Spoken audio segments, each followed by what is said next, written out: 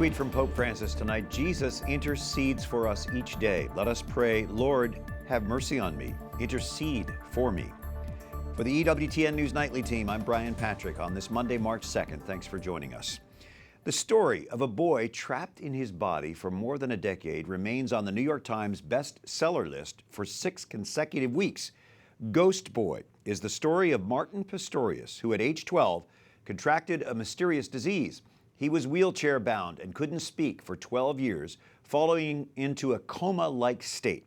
He finally regained consciousness and, with the help of an alert caretaker, gradually regained strength and life.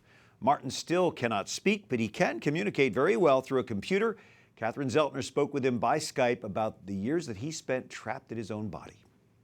How did you cope during that time?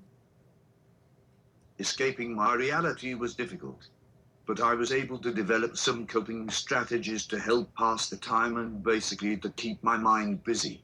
If there happened to be a radio on, that helped. But I also began to take note of how things changed over time.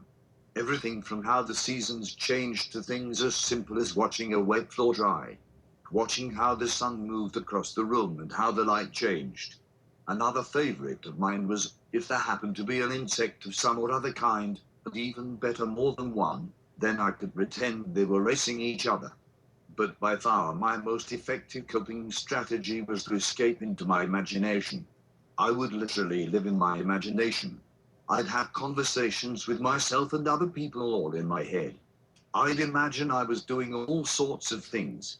I would live inside my mind, sometimes to such an extent that I became almost oblivious to my surroundings. Martin, what role did faith play in all of this? I don't know how I came to realize God. He was just always there. I don't know how to explain it really, but I always had faith that he was and still is there. I grew up in a Christian home, however, we very rarely attended church.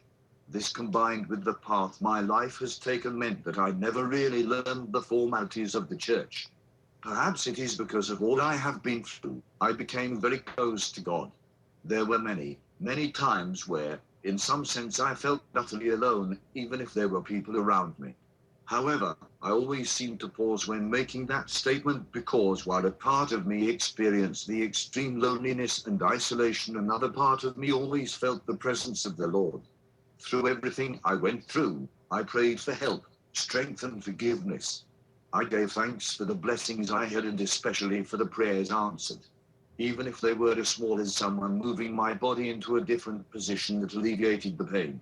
It is amazing what you can be grateful for. Simple things that a lot of people may not even think about, like to sit or lay comfortably for a while. For me, God is always there, a constant companion.